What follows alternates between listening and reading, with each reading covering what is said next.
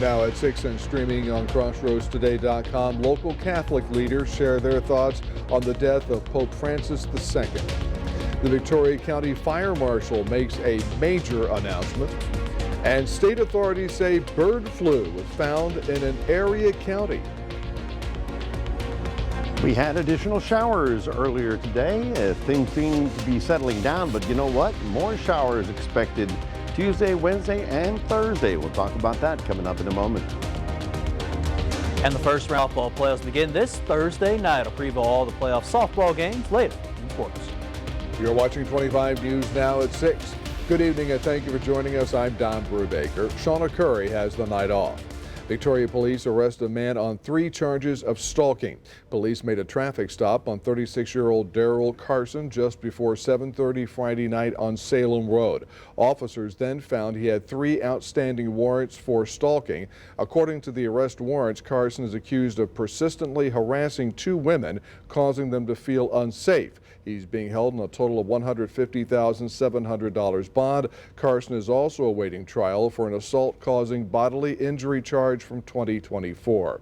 President Trump today directed all federal and state flags to fly at half-staff in commemoration of Pope Francis II.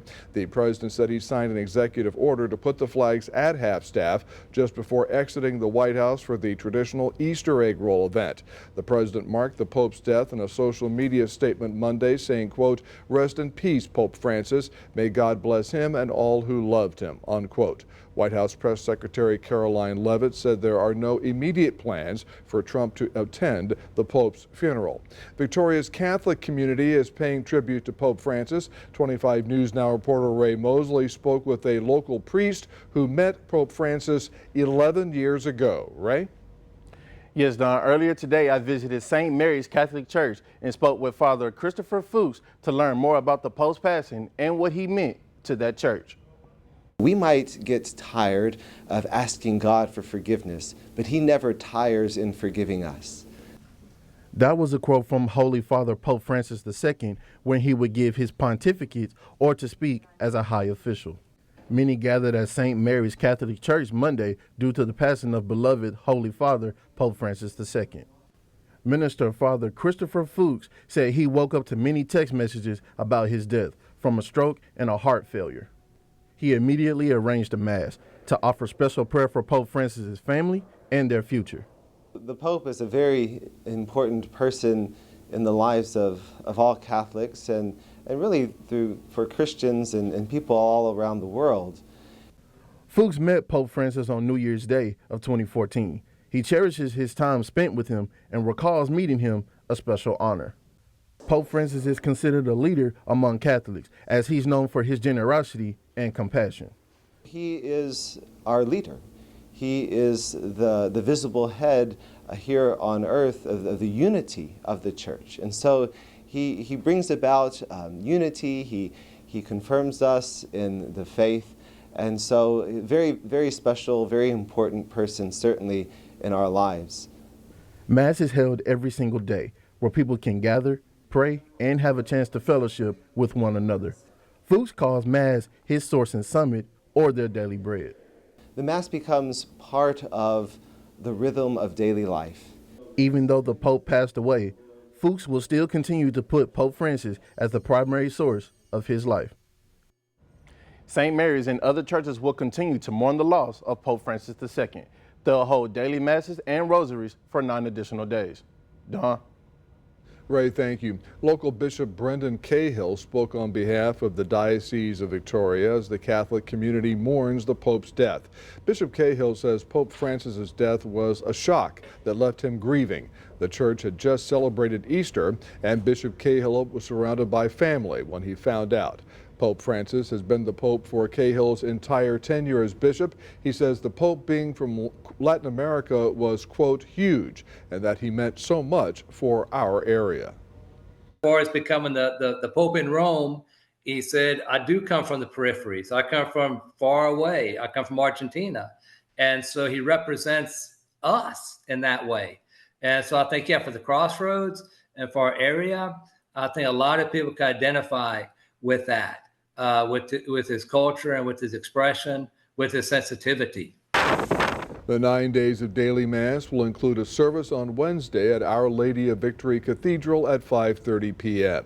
This brings us to our viewer poll today. The question is, what do you think will be the Pope's most lasting legacy? Will it be social justice efforts, interfaith dialogue, church reforms, or advocacy for the poor? Overwhelmingly, 83% of our voters say the most lasting legacy of Pope Francis II will be his advocacy for the poor. We thank you for voting, and we want to hear from you. Visit crossroadstoday.com/vote to take part, and we'll have the latest results tonight at 10. Victoria County Fire Marshal Richard Castillo made it official today. He's retiring after years of service in multiple roles, including county constable, justice of the peace, and most recently fire marshal. Castillo has been a steady presence in Victoria County. Judge Ben Zeller said Castillo brought calm during tough times and set an example with his dedication to public service. The Commissioner's Court thanked him for his commitment and wished him all the best as he steps into retirement.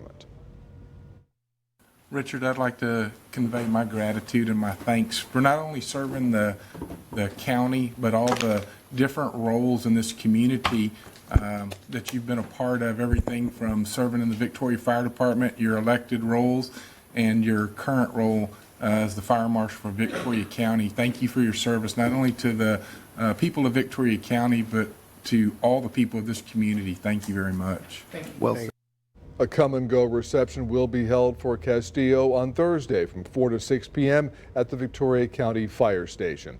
As Victoria County property owners get their 2020 appraisal notices in the mail, the Victoria Central Appraisal District is hosting an information session on property tax and the appraisal system. It's to educate residents on how property is appraised, how to apply for exemptions, and how to navigate the appeals process. It will be held Wednesday at 6 p.m. at the Dr. Patty Dotson Public Health Center.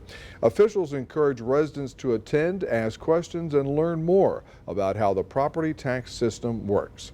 Rain came to the Crossroads on Easter Sunday. Is more on the way? Well, let's go to Mac Bettis with a first look at the forecast.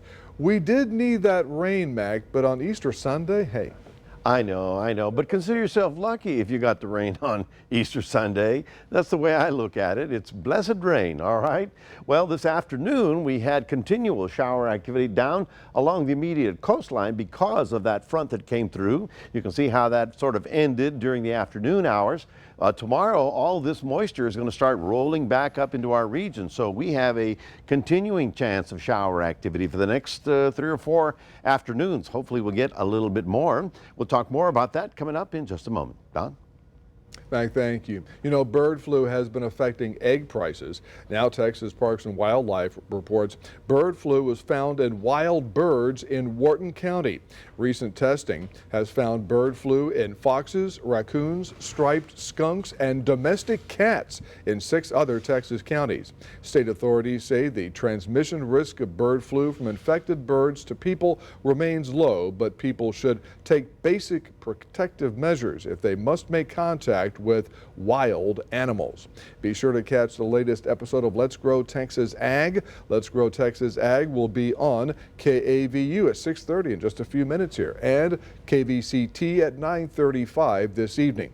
You can catch it on KMOL at 6:30 p.m. on Wednesday. We are also streaming on Zeem, so lots of ways to tune in to Let's Grow Texas Ag.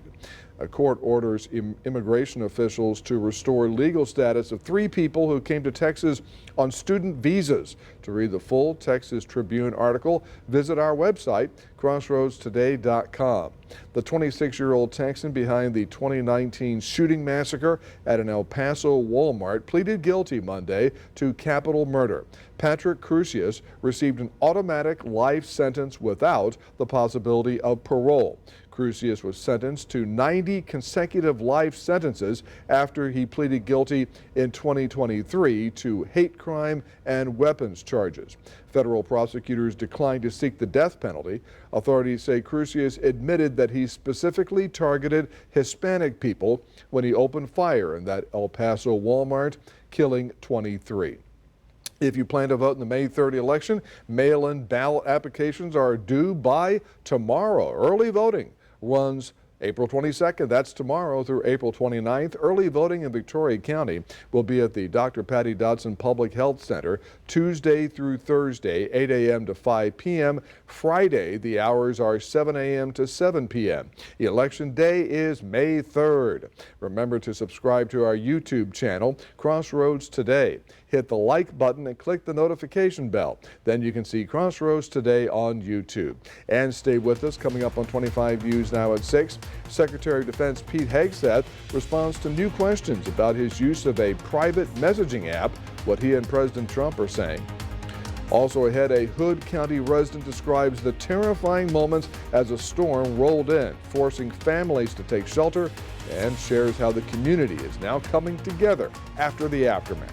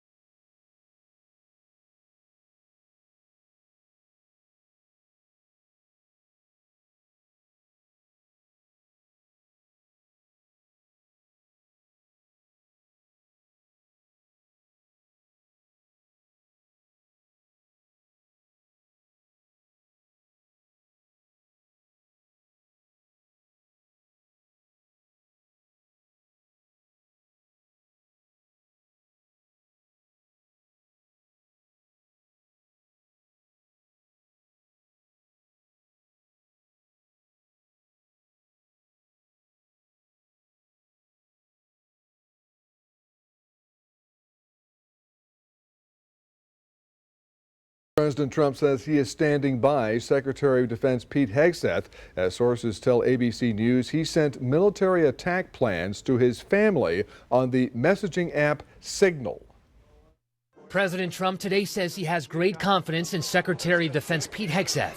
As sources tell ABC News, he sent military attack plans to his wife, brother, and personal attorney on the messaging app Signal. Sources say it included some of the same sensitive information mistakenly sent to a journalist in a different Signal chat, including flight schedules for F-18s, all before the attacks in Yemen last month. Are you bringing up Signal again? I thought they gave that up 2 weeks ago. Trump today dismissing the story.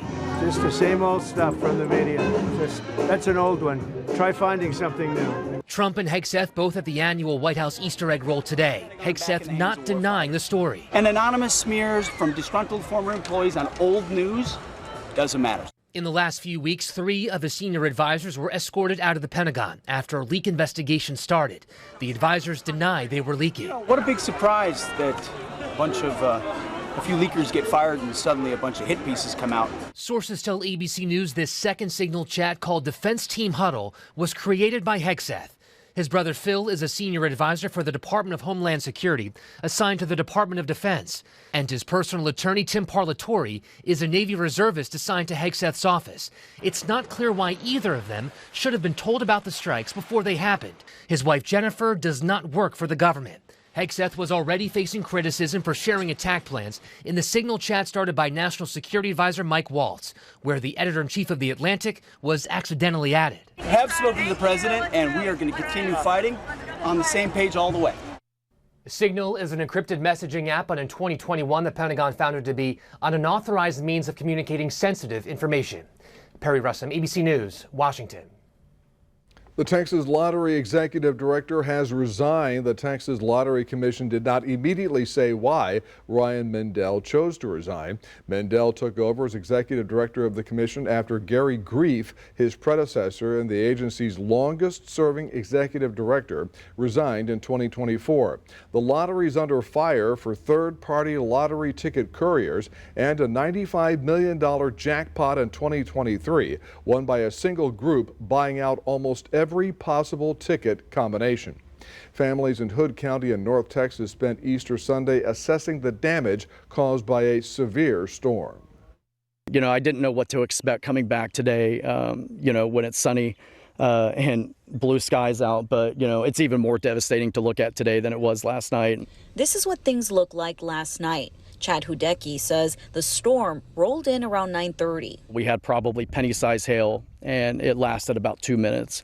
I would say from beginning to end, the whole thing from the time we went into the safe spot lasted less than 10 minutes. As emergency sirens were going off, Chad says his family quickly sought shelter. We were in shelter and bunkered down with 2 dogs and five adults. After the storm passed, Chad drove around. These are some of the images he took. As he checked on his neighbors, he came across this house. I believe, she rode the storm out last night. I came by just to make sure everybody was okay. And, she was walking with a firefighter and seemed to be in good health. In the 3 years Chad has lived in Hood County, he says this is the closest they've been to a tornado. That if you get a warning that you should seek that shelter, because you just never know. That's the scary part about tornadoes. Where hurricanes, you have time to prep, where, in the case for tornadoes, you definitely don't. As cleanup efforts begin, Chad says it's nice to see the community show up for one another. The amount of community support has been amazing to see as well. So, tragic, to say the least. We all come together and hopefully we'll take care of the families that are affected. Crossroads Today is inviting you to join in and celebrate Earth Day by showing off your doodles. Show us what Earth Day means to you, or show your Earth Day doodles in our social media and feature 1 doodle per day on Sunrise. As submissions are open now through April 25th. Just come to crossroadstoday.com. Mac, I just want to check on this. When is Earth Day? It's tomorrow, April 22nd. Yes, I remember back in the 70s we started talking about that, and it's about taking care of the planet. Well, over the weekend, first on Friday the winds were howling, then on Sunday the rain came in. If you got some rain, consider yourself blessed, because that was a good rain. We needed something around the area. 83 the current temperature. The southeast winds are beginning to reestablish themselves after a little bit of a break with that front.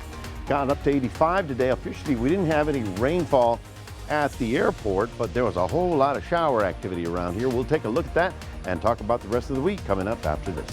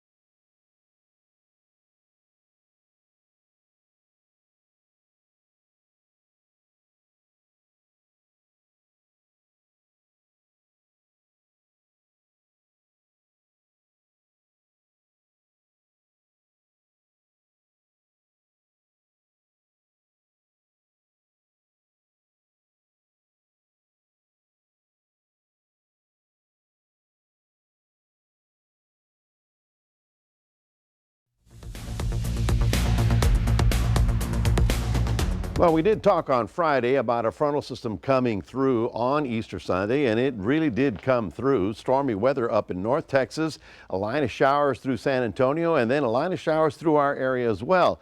Late this afternoon, however, because the front just stalled along the immediate coastline, we got additional heavy downpours right along the coast. Now, there you see Refugio County. You can see some of the big storms right there that rolled through, sort of hung around, dropped additional heavy rain.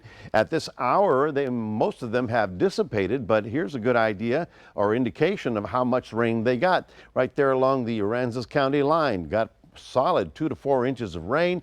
Heavier rain up here just north of Port Lavaca, probably near Placido, and then headed on up into Matagorda County. And of course, Bay City got really hounded. We didn't get that much in here in the city, but it was on the scattered basis. Now, what's happening tomorrow is the south wind is going to kick back up. This frontal system is going to start backing up as a warm front. So that warm Gulf air comes in, and guess what?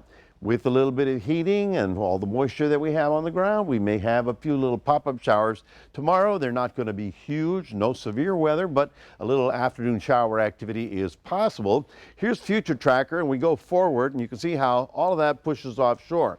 But then as we go into Tuesday morning, it comes back up. You see it right about there. So that's about Tuesday afternoon with a couple of isolated showers around the region. And then as we get into Wednesday, we see it go back down again. So that frontal system sort of wobbles up and down, continuing our rain chances around the region, which is okay now that the holiday's over and we can really hope for some really big rain. Here we go into the rain forecast through the next 24 hours, and you can see we have additional, probably up to ½ an inch here in Victoria County, with much heavier activity down along the Texas border. But that is actually a storm that will start to move on Wednesday, and it has something to do with us. First of all, I want to remind you, as we talked about Earth Day on the 26th, which is Saturday, you know, when you have an old laptop, it's not even worth fixing. What do you do with it? Well, take it to Goodwill on Houston Highway. They're going to take laptops, cords, cell phones, things you just, you know what? Technology is moving so fast, they can't even fix the old ones because they've got new ones to deal with. So drop it off there, and that's going to be an official recycling center. But for tomorrow, which is Earth Day, we do have a high of 83 and some isolated thunder showers, as I mentioned, possible. Here's your Port Lavaca view. We're looking at some scattered shower activity. Not a bad day at all, just a little rain in the afternoon. A little rain in the afternoon also in Cuero with a high of about 86. 7-day forecast, well, that rain chance continues. That's fog in the morning, afternoon showers, fewer afternoon pop-ups, and then a few pop-ups here. But by and large, a pretty good looking week ahead with additional shower activity and temperatures staying in the 80s. That is our 7-day forecast, reminding everybody we do have a QR code. Love for you to scan that. Put Crossroads Today on your phone. Don, back to you. Mac, thank you. Max Williams is here with sports and a bunch of athletes in the area. Max getting ready for state. That's right, Don. Again, one of those, right, is track and field. We had a lot of track regionals this past weekend. We mentioned a lot of teams, but we forgot about 2 Crossroads teams. So I'll talk about these 2 coming up in sports.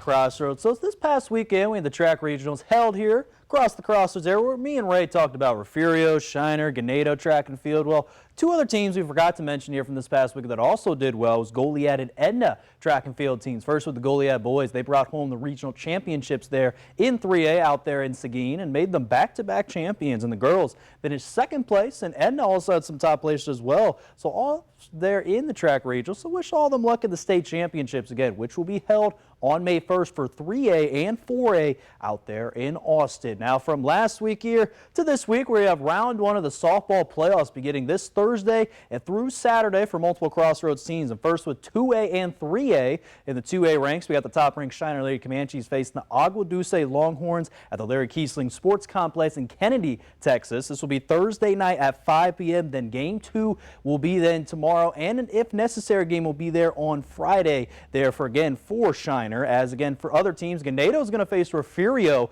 there in a little Crossroads matchup there at Sinton High School. The first game being at 6 p.m. and then game 2 will be there 20 minutes after game 1 there on Thursday. And an if necessary game will be Friday at 7 p.m. there for both of those teams. Out in 3A, Tidehaven Lady Tigerettes face the Poth Pirates on Friday for game 1 at 7 p.m. Then games 2 and 3 will be on Saturday. Top-ranked Hallettsville Lady Brahmans face the Nixon Smiley on their Thursday. Game 1 will be at 6 p.m. at Cuero Municipal Park. And then finally, Goliad will face Yoakum on Thursday, also at Kennedy there at 5 p.m. with games 2 and 3 on Friday. Now, what about 4A and 5A teams for softball? Well, first with the Cuero Lady Gobblers. They're facing the Pearsall Mavericks. That'll be Thursday at 7:30 p.m. at Three Rivers High School. The games 2 and 3, just like we mentioned, will be there on Friday. Then the El Campo Lady Birds will face the Calhoun Sand Crabs with game 1 at Friday at 6 p.m. at Palacios High School. And games 2 and 3 will be there on Saturday. Then Victoria East will face Springwoods Tigers on Thursday at 7 p.m. That'll be game 1 at El Campo High School. Same thing, game 2 and game 3 will be on Friday.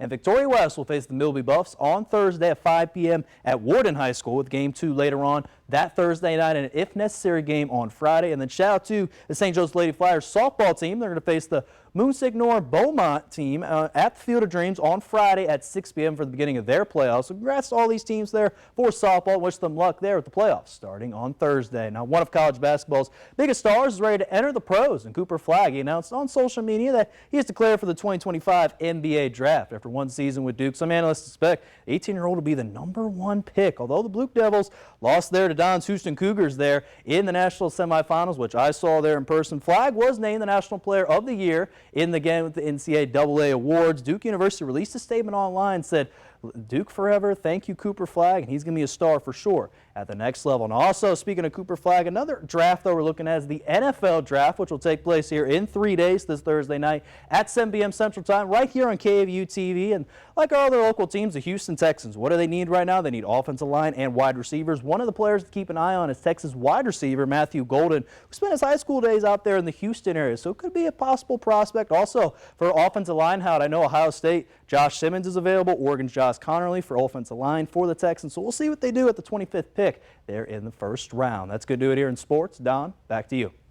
Max, thank you. We're back in a moment. A long Easter tradition continued today at the White House.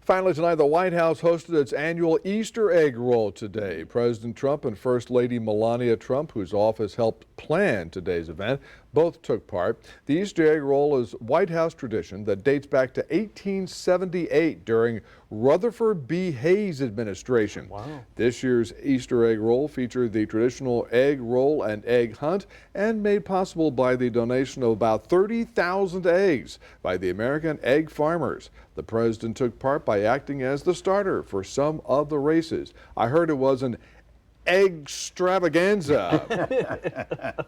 Yes. Good one there, Don. Thank you very much. Thank you. Were they real eggs or the little plastic No, the real things? ones. Oh, Yeah. real eggs? Yeah, donated by the That's egg hard farmers. because you don't want to break those eggs. Oh, they're kind of valuable these days. Lot of eggs broken on this noggin over the weekend. You know how that goes. All the nieces and nephews. Hope you had a good weekend. I know it was really breezy, and then we got that shower activity on Sunday.